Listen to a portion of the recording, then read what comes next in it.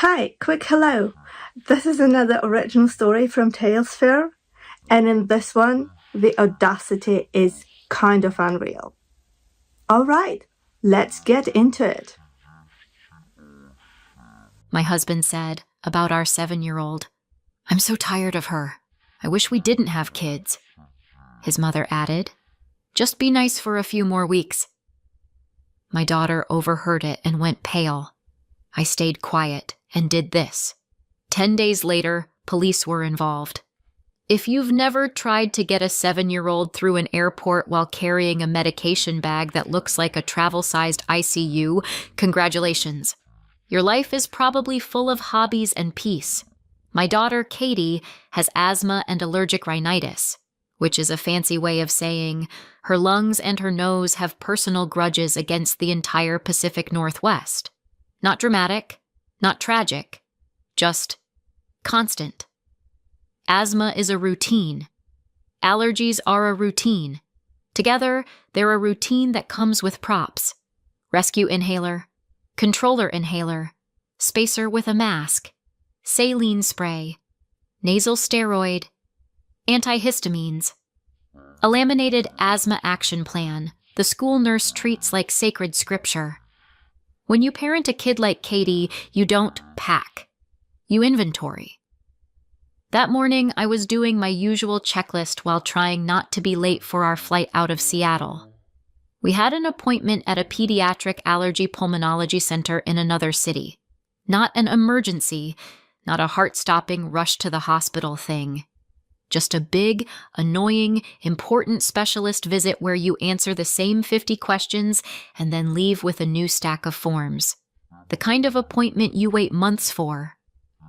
Katie sat at the kitchen table swinging her legs, eating cereal like she wasn't the reason my calendar looked like a medical conference schedule. Mom, she said, nasal voice thick with allergies. Do I have to do the spray again? Yes, I said, in my calm mom tone, even though my calm mom tone has been held together with caffeine and sheer willpower since 2018. 2 sprays, 1 in each nostril. She frowned like I was offering her broccoli dipped in sadness. I handed her the nasal spray, then glanced at the time. We were okay. We were okay. We were... Andrew walked into the kitchen, freshly showered, clean-shirted, looking like a man who had no idea what was in our medication pouch, or what it cost, or why the school nurse had my number saved under Asthma Mom. He kissed the top of Katie's head. Then he looked at me and said, You sure you need to fly out for this? Seems like a lot. I didn't bite. I didn't even blink.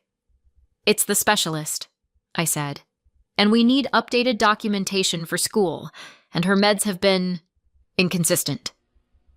Andrew made a face like I'd said, we need to pay taxes. Okay, he said, too quickly. Whatever you think. My husband used to say that like it was supportive. Lately, it sounded like someone agreeing to a movie they didn't want to watch. I zipped Katie's backpack. I grabbed the snack bag. I grabbed my laptop. Because I own a small chain of coffee shops, and the universe does not care if you're flying for your kids' lungs. There are still invoices. There is still payroll. Oat milk does not order itself. Then I grabbed the medication pouch and set it right next to my purse. Right there. Right in front of me. Which is important. Because apparently my brain has a feature where, if I'm stressed, it will temporarily uninstall common sense. We got a rideshare to SeaTac. Katie chatted about cartoons. I answered 2 work calls. I remembered to breathe. We got into the terminal. We had boarding passes. We even had time to hit the bathroom. And then, as we sat near our gate, I opened my tote bag to do my usual, I'm a responsible parent check. Snacks? Yes. Water? Yes. Tablet? Yes. Headphones? Yes. Medication pouch? No. I stared into my bag like the inhalers were going to materialize out of guilt. Nothing. No spacer, no nasal spray, no antihistamines, no folder with the referral and her last notes. Just me, a growing sense of doom, and a child whose lungs occasionally decide to get creative. At least I always kept her rescue inhaler in my purse, my non-negotiable rule. But without the rest of her meds and paperwork, the appointment was pointless. So yes, I turned around. I closed my eyes for 1 second. Then I stood up. Katie looked up at me. "Mom?" "We forgot your med pouch. And your paperwork," I said. She went wide-eyed. Not because she was scared, but because kids can sense when adults are about to speed-run a mistake. "Oh," she whispered. "Yeah," I said. "So we're turning around." We took a rideshare back to our condo building downtown like we were escaping a situation, which, turns out, we were. The elevator ride to the 7th floor felt like it took 1,000 years. Katie leaned against me. I could feel her little heartbeat through her jacket. "Are you mad?" she asked quietly. "I'm not mad at you," I said. "I'm mad at my own brain. Different." She nodded like that made sense, because kids accept your chaos as long as you label it. When we got to our floor, the hallway was too quiet. I slid my key into the lock and turned it slowly. I wasn't trying to sneak. I just didn't want to startle anyone, because Andrew should have been at work. But when the door opened a crack, I heard voices. 2 voices. Andrew's and Carol's. Carol is Andrew's mother. She's the kind of woman who says, "I'm just being honest," right after she's been cruel. The kind of woman who considers boundaries a personal insult. I paused, hand still on the door, and listened without meaning to. Katie stood beside me, clutching her backpack strap. Inside, Carol said, "Just be nice for a few more weeks. That's all you have to do." Andrew sighed. "I am being nice." Carol made a small disbelieving sound. "You're sulking." Andrew's voice sharpened. "I'm not sulking. I'm tired." Carol. "Good. Stay tired. It means you'll actually do something." There was a clink, like a mug being set down. Andrew said lower, "I'm so tired of her. I wish we didn't have kids." Time stopped. Katie's body went stiff beside me. My stomach dropped so hard I swear it hit the lobby. Carol didn't gasp. Carol didn't say, "That's horrible." Carol said, "Well, we can't change that now, so we change everything else." Andrew muttered, "I didn't sign up for this. The inhalers, the school nurse calling, the rules, the..." He exhaled. "The whole house smells like medicine half the time." Carol. "Stop whining. Focus. The HELOC is approved." My blood turned to ice. Andrew. "And the closing? Are you sure it's scheduled?" Carol. "Yes. Title company on Maple Street. Next week. You'll go in with the power of attorney and sign what needs signing." Andrew. "What if they call Emily?" Carol. "They won't if you do it correctly. And she's distracted anyway. She's always distracted. She's living in a cloud of tissues and prescriptions." Andrew. "I don't want her to find out." Carol laughed. "Oh, Andrew, she'll find out eventually. That's why we do it fast.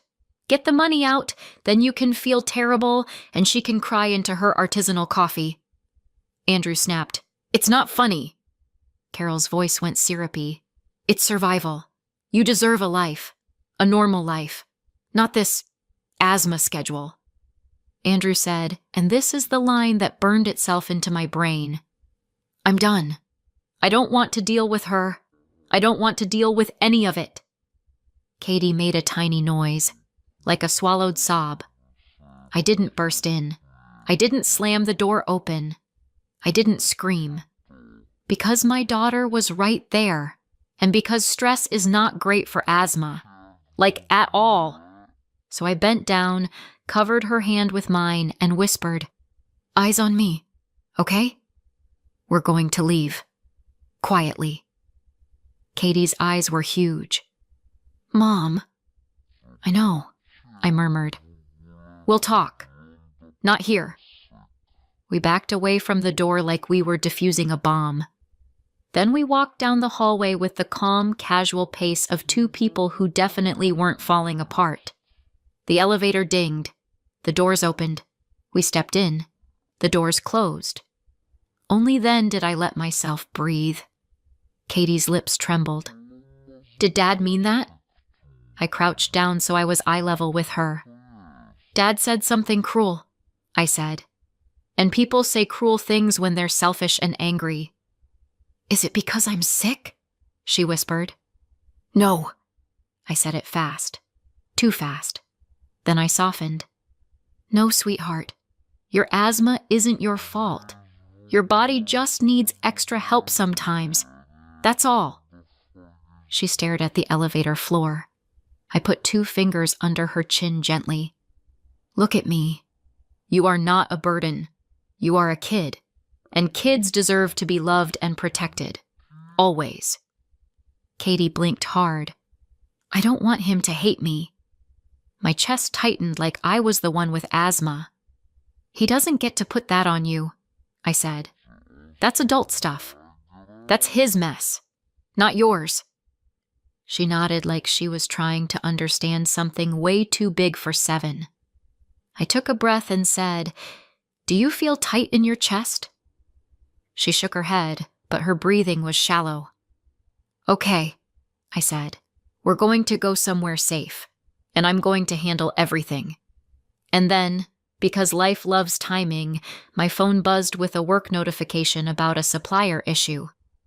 I looked at it, then at Katie's pale face, and I thought, no, not today.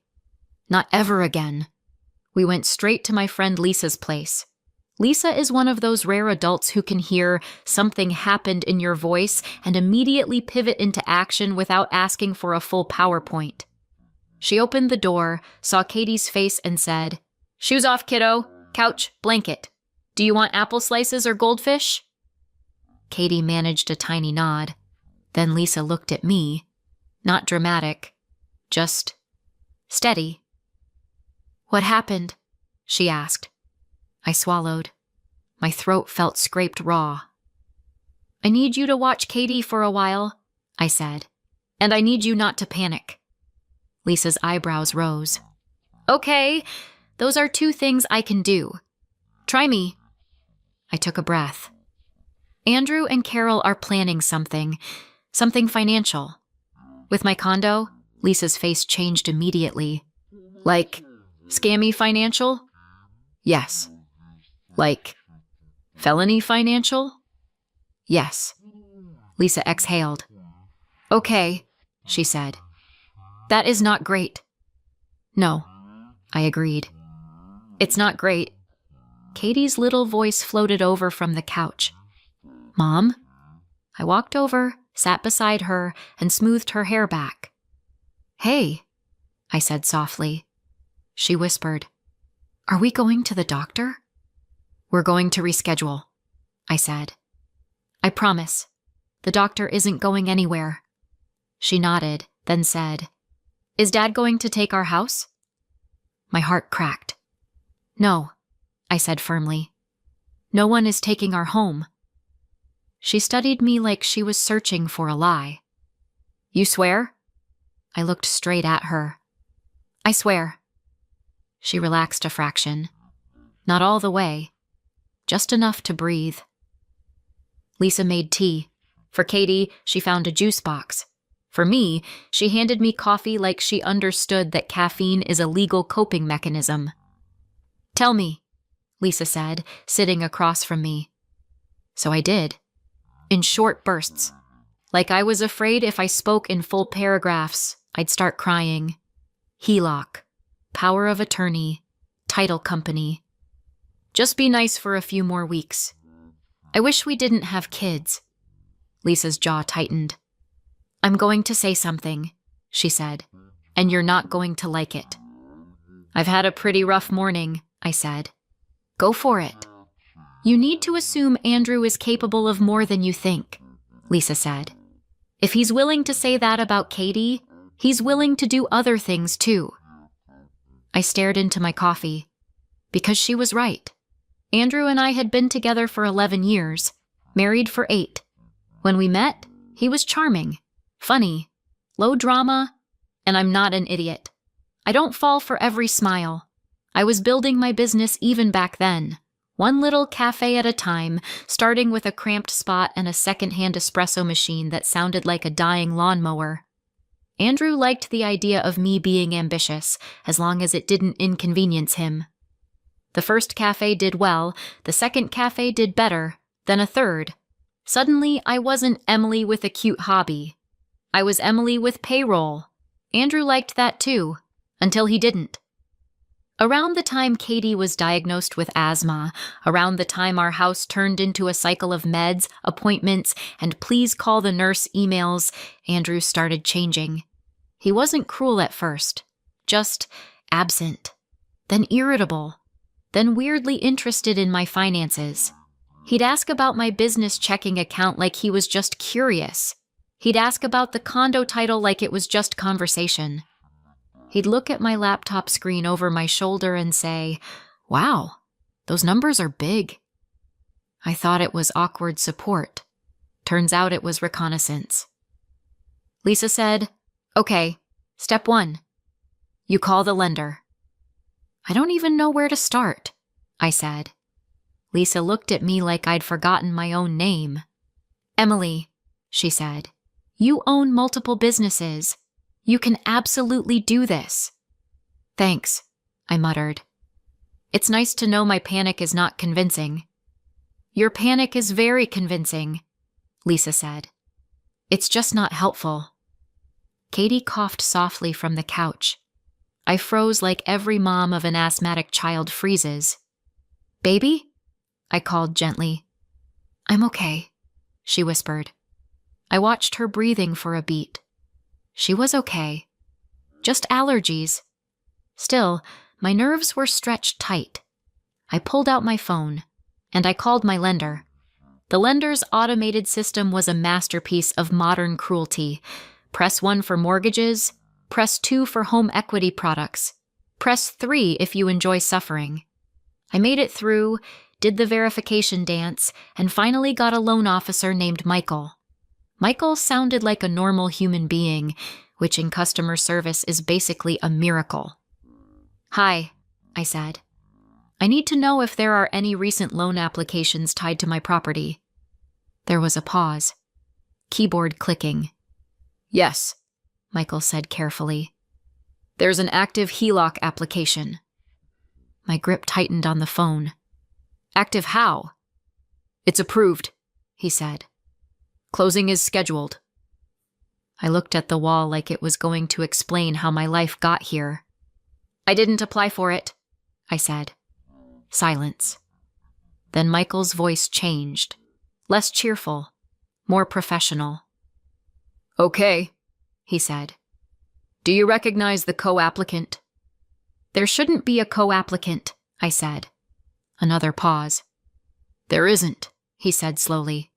"But there is a power of attorney on file." My blood ran cold. "That's fake," I said. "My husband and his mother are doing something." Michael didn't argue. He didn't tell me I was overreacting. He didn't ask if I was sure. He said, "I'm escalating this to our fraud team right now. You need to file a police report for identity theft and forgery." "Okay," I said. "How do I stop the closing?" "We can place a hold," he said, "but we need documentation. Police report number, statement, and you'll likely need to speak to the title company." I exhaled. "Okay," I said, because okay is what you say when your entire marriage collapses into a crime investigation. Michael added, "And, Miss Parker?" "Yes." "If your husband has access to your accounts or documents, you should secure everything. Passwords, 2-factor authentication, everything." "I will," I said. Then I hung up and stared at my phone like it had insulted me. Lisa's eyes were locked on my face. "It's real," she said. "It's real," I confirmed. Katie's little voice again. "Mom?" I walked to the couch and sat beside her. "Hey," I said, smiling like my face wasn't aching from holding it together. She whispered, "Are we staying here?" "For a little while," I said. "A sleepover with Lisa." Her eyes widened. "Can we have pancakes?" Lisa snorted. "Absolutely." I kissed Katie's forehead. "Go pick a movie," I told her. When she hopped off the couch, Lisa leaned toward me. "Police report," she said. "Now." So I did. The precinct on Jefferson Avenue smelled like old coffee and fluorescent lighting, which felt fitting because my life had become a bad office break room. I met Detective Peterson, who looked like a man who had heard every variation of "my spouse did something terrible" and had long ago stopped being surprised. He listened while I explained the HELOC, the power of attorney, the title company, and the fact that my husband and his mother were discussing it like it was a grocery list. Detective Peterson asked, "Do you have any evidence?" I hesitated. Then I said, "I recorded a little." Lisa had told me earlier, quietly, firmly, "If you ever hear them talking again, record it. Don't be noble. Be smart." So yes. Back at the door, after the first shock, I'd hit record. My hands were shaking. The audio was muffled, but it caught key words. HELOC, power of attorney, closing. "Be nice for a few more weeks." Detective Peterson listened, expression unreadable, then nodded. "That helps," he said. "A lot." He asked about the power of attorney. Did I ever sign one? Did Andrew ever mention one? Did I trust Carol with paperwork? "No," I said. "God, no." He wrote things down, then said, "We're going to request the loan file and the notarization record." "The notarization record?" I repeated. Detective Peterson's mouth twitched. "This is where it gets interesting," he said. "A lot of these closings use remote online notarization now. If that's the case, there's a video record." A video record? My stomach flipped. Because if there was video, there was proof. And if there was proof, there was no way Andrew could gaslight his way out. Detective Peterson gave me the case number and said, "Don't confront him. Don't tip them off. Let the fraud team and us do our jobs." Lisa's voice echoed in my head. "Assume he's capable of more than you think." I nodded. "Okay," I said. Then I walked out of the precinct and sat in my car, hands on the steering wheel, breathing slowly. I thought of Katie's face in the hallway, how pale she'd gone, how she'd tried not to cry because she didn't want to make things worse. And I felt something inside me go still, not numb, focused. If Andrew wanted a plan, fine. I could plan too. 2 days later, Michael called me back. "I have an update," he said. "Please tell me it's good," I said. "It's clear," he corrected gently. "Our fraud team pulled the documents. The power of attorney is notarized through an online notary platform." "Meaning there's video," I said. "Yes," Michael replied. "Detective Peterson requested it. We're coordinating with the title company." My heart hammered. Later that afternoon, Detective Peterson called. "We got the recording," he said. "And?" My voice shook. "It's not you," he said. I closed my eyes. Relief and rage crashed together in my chest. Detective Peterson continued. "The signer is a woman. Similar build, similar hair color. But it's not you. The ID she held up was questionable."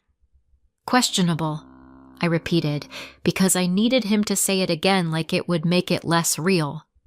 He said, "We also have your husband's involvement in scheduling. The appointment is set for 8 days from now at the title company on Maple Street."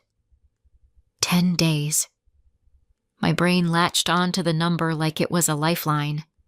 10 days meant I could prepare. 10 days meant I could protect Katie. 10 days meant I could make sure Andrew didn't walk away with money and a story about how I was crazy. Detective Peterson asked, "Do you want us to arrest him now? Or do you want us to catch him at closing?" I pictured Andrew's face. Not the face from our wedding photos. The face from the kitchen, heard through the door. Tired. Annoyed. Indifferent. "I want it clean," I said. "Catch him." Detective Peterson paused. "Okay," he said. "Then you're going to have to keep acting normal." I laughed once. It wasn't funny. "Oh," I said. "I can act normal." Because mothers are actresses by default. We smile through fevers and tantrums and sleep deprivation. We host birthdays while running on fumes. We answer emails while cleaning up vomit. Acting normal while my husband plotted against me? Honestly, not even my hardest role. For the next 8 days, I lived 2 lives. In one life, I was a business owner, a mom, and a normal wife. In the other life, I was quietly locking down everything Andrew could touch. Step 1. Katie. I called her school and updated the pickup list. Only me and Lisa. No Andrew. No family friend. No Carol. The school secretary didn't ask questions because this is America and every school has seen at least one divorce situation that made them regret choosing education as a career. I met with the school nurse and handed her an updated asthma action plan. "I also need to make sure," I said carefully, "that no one can change Katie's emergency contacts without my permission." The nurse gave me a look that said, "Oh, that kind of situation." "Got it," she said. "We'll note it." Step 2. My money. I changed passwords. Every password. Banking, payroll, vendor accounts, email, even the streaming services, because I was not about to let Andrew keep watching my Hulu with my dignity. 2-factor authentication on everything. I moved important documents, birth certificates, property paperwork, insurance policies, into a safe deposit box. Lisa helped because Lisa doesn't believe in doing scary things alone. "Do you feel like a spy?" she asked as we walked out of the bank. "I feel like a woman who learned her husband is an idiot," I said. "That's most spies," she replied. Step 3. Andrew.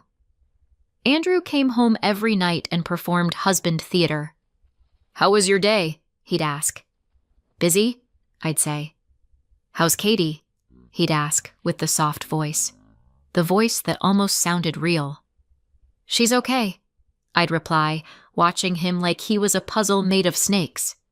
One evening he said, "You know, if you ever needed extra cash, like for medical stuff, we could look at a line of credit." I almost dropped my fork. I smiled instead. "Oh?" I said, like this was casual conversation and not a confession. He shrugged. "Just thinking out loud." "Interesting," I said, and took another bite of salad like my mouth wasn't full of nails. Carol texted me during those 10 days too. Always something nice. "How's sweet Katie? I saw this article about air purifiers. You should take better care of yourself, Emily. Stress isn't good for the immune system." Carol's kindness was like perfume sprayed over trash. I ignored most of it. But on day 6, Carol called. I didn't want to answer. Lisa said, "Answer it. Let her think everything's fine." So I did. "Hi, Carol," I said, bright. "Oh, Emily," Carol said, warm as a knife. "How's our little Katie doing?" I forced myself to stay calm. "She's okay," I said. "We're managing." "Good," Carol purred. "You know, Andrew worries." I almost laughed. "He does?" I asked. "Oh, yes," she said. "He just wants what's best for the family." I stared at the wall. "The family," I repeated. Carol continued. "And you've been so busy. With the shops, with appointments, with everything. You must be exhausted." "Yes," I said truthfully. "Well," she said, "if you ever need help, you know I'm here." I pictured her in my kitchen, plotting my financial destruction. "You're so kind," I said. My voice didn't crack. I was proud of myself. After I hung up, I went into the bathroom and stared at myself in the mirror. My face looked normal, but my eyes looked different, like someone who had stopped believing in excuses. Katie, meanwhile, was doing what kids do. She drew pictures, she watched cartoons, she asked for pancakes, and sometimes, when she thought I wasn't looking, she watched me like she was checking if I was still there.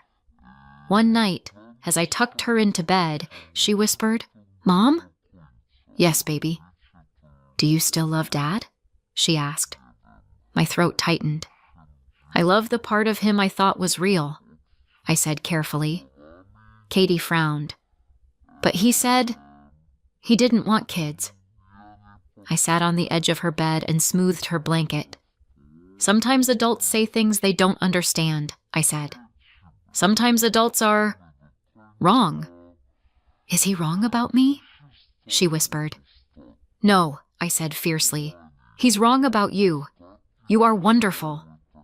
She stared at her stuffed animal. "Okay," she said softly, like she was trying to accept it. I kissed her forehead. "You and me," I whispered. "We're a team." She nodded. And in that moment, any lingering hesitation I had about what I was doing disappeared. Because this wasn't just about money or property, this was about safety. This was about showing my daughter that when someone tries to hurt you, emotionally, financially, any way, you don't shrink. You act. On day 8, something happened that made the whole thing even uglier. I was at my flagship cafe, the one with the long line and the baristas who can spell Siobhan correctly on the first try, when a woman walked in looking like she hadn't slept in a year. She hovered near the counter, then finally said, "Are you Emily Parker?" "Yes," I said cautiously. She swallowed. "My name is Megan," she said.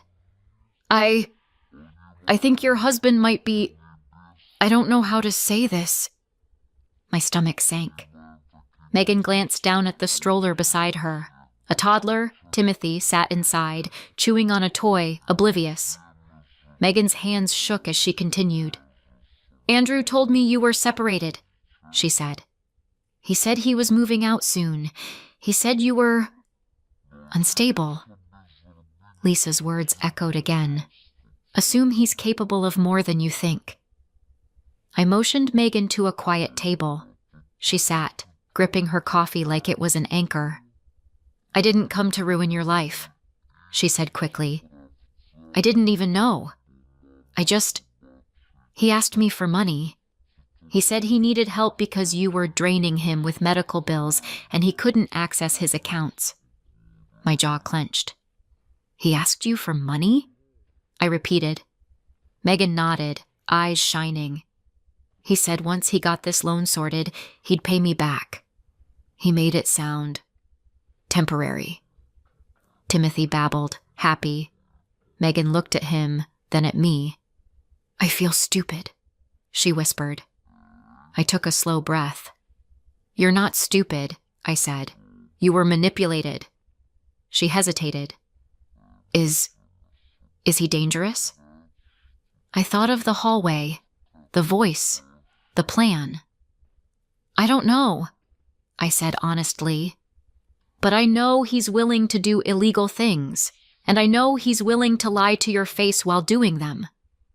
Megan's shoulders sagged. "I have messages," she said. "Screenshots, if you need them." "I do," I said. Because if Andrew was running multiple scams, this wasn't just family drama. This was a pattern. When Megan left, I sat alone for a moment in my office behind the cafe and stared at the wall. I felt numb. Then I felt furious. Then I felt strangely clear. Because the story I'd been clinging to, maybe this is just Carol, maybe Andrew is being pressured, fell apart completely. Andrew wasn't a weak man being led.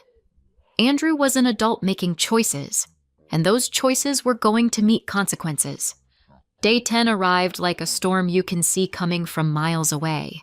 Andrew woke up early, he showered, he put on a nice sweater, the "I'm about to sign fraudulent documents" sweater. He whistled while making coffee. Whistled. Like this was a normal day. "Big day?" I asked lightly, because I deserve an Oscar. He blinked, then smiled too fast. "Just work stuff," he said. "Meeting." "Have fun," I said, sipping my coffee like I wasn't counting down to his downfall. Carol texted me at 9:12 a.m. "Today's the day. Stay calm." Which, honestly, was hilarious. Because Carol didn't realize I was calm. I was calm like a locked door. At 10:30 a.m., I walked into the title company on Maple Street. The office looked exactly like every office where people sign their souls away. Beige walls, polite receptionist, a bowl of mints that tasted like regret. Michael was there. 2 security officers. Detective Peterson, wearing plain clothes, sitting in a corner like a man waiting for a bus. He nodded at me. "You okay?" he asked quietly. I nodded. "I've had worse mornings," I said. "From what I've seen," he said. "I believe you." We sat in a small conference room. My hands were folded in my lap. I forced myself not to fidget. This part was the hardest. Not the confrontation, not the paperwork, the waiting. Because waiting gives your brain time to replay every moment and try to convince you you're overreacting. Then the door opened. Andrew walked in first. Carol followed right behind him, chin up, handbag clutched like she was arriving at a gala. Andrew froze when he saw me. For half a second, his face went blank. Then it rearranged itself into confusion. "Emily," he said, like I was the one who'd done something shocking. Carol's eyes narrowed. "What is this?" she snapped. Michael stood calmly. "Mr. Parker," he said, "we need to discuss irregularities in your HELOC file." Andrew's throat bobbed. "Irregularities?" Detective Peterson stood. "Andrew Parker?" Andrew's eyes flicked to him, then to me.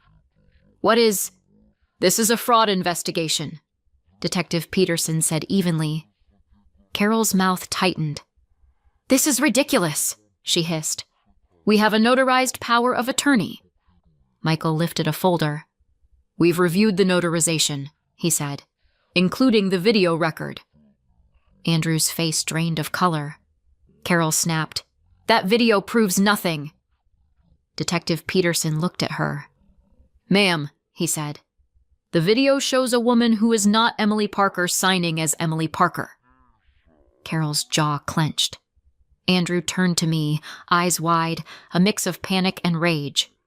"You set me up," he whispered. I tilted my head. "No," I said. "You set yourself up. I just stopped you from finishing." Carol lunged forward, pointing at me like I was a disobedient employee.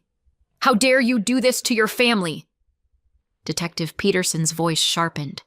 "Ma'am, step back." Andrew started talking fast, the way guilty people talk when they think speed can replace truth. "It's a misunderstanding," he said. "I was trying to help us. Emily's been overwhelmed and Michael cut him off. "Sir," he said calmly, "you attempted to borrow against a property without authorization, using a forged document. That is not help. That is fraud." Andrew's lips parted. No sound came out. Carol hissed, "Emily, you ungrateful—" I looked at her and smiled slightly. "Carol," I said, "you told him to be nice for a few more weeks." Her eyes widened, just a fraction. Detective Peterson reached into his pocket. "Andrew Parker," he said, "you are being detained pending further investigation into identity theft and loan fraud." Andrew's face twisted. "Emily." I held up a hand. "Don't," I said softly. "Not here." Carol's voice rose. "You can't do this." Detective Peterson motioned, and the two officers stepped forward. Andrew stumbled backward. Then the cuffs clicked. The sound was small, but it landed like thunder. 10 days after my daughter heard her father wish she didn't exist, he was being led out of an office by police. Carol tried to follow, yelling. Security blocked her. And suddenly, for the first time in a long time, the air in my chest felt lighter. Not happy. Not triumphant. Just free of the illusion that love would fix someone who preferred convenience over character. That afternoon, I picked Katie up from Lisa's. She looked at my face like she could read it. Kids can't read words, but they can read energy. "Is Dad mad?" she asked quietly. I crouched down and brushed her hair behind her ear. "Dad made choices," I said, "and now grown-ups are handling it." "Is he coming home?" she asked. I took a breath. "Not right now." Her eyes filled. "Did I do something?" "No," I said, firm but gentle. "You didn't do anything. You are not too much. You are not a problem. You are a kid who deserves to feel safe." She nodded, then buried her face into my shoulder. Lisa stepped aside, giving us space, but her eyes were soft. "You're doing good," she murmured. I hugged Katie until her breathing slowed, until her little shoulders relaxed, until I could hear the normal rhythm of her breath and not the fear behind it. The next weeks were paperwork, locks changed, accounts secured, temporary custody filed. Detective Peterson called a few times with updates, using words like investigation and evidence and prosecutor's office in a tone that made it clear this wasn't going away quietly. Andrew hired a lawyer, Attorney Morgan, who left me a voicemail about amicable resolution.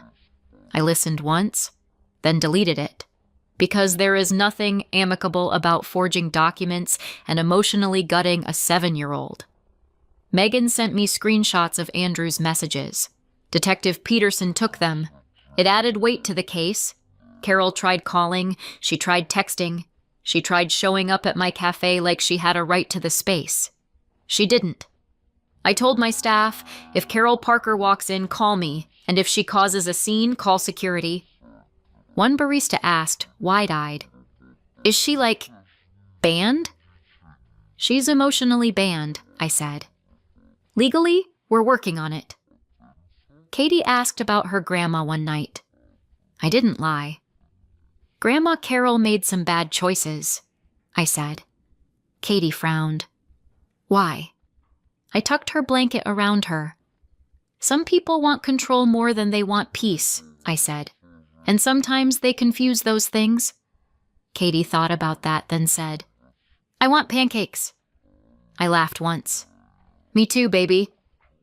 Because here's the truth. Parenting teaches you how to live through chaos. You don't get the luxury of falling apart for a week. You get 5 minutes in the bathroom maybe, and then you make dinner. You make the appointment. And yes, we rescheduled the specialist visit. A few weeks later, Katie and I flew out again. This time, I triple-checked the medication pouch like it was my passport to sanity. At the clinic, the doctor was kind and blunt. We updated Katie's action plan, adjusted her controller medication, talked triggers, talked school accommodations, talked about how anxiety can mimic asthma symptoms and how to handle that gently. Katie got a sticker that said, "Brave Patient." She held it up proudly. "Mom," she said, "I did it." "You did," I said, and I meant it in every possible way. On the way out, she asked, "Can we get ice cream?" I looked at her little face, still soft, still hopeful, still mine to protect. "Yes," I said. "We can get ice cream." And as we walked into the bright afternoon air, I realized something simple. Asthma is a routine.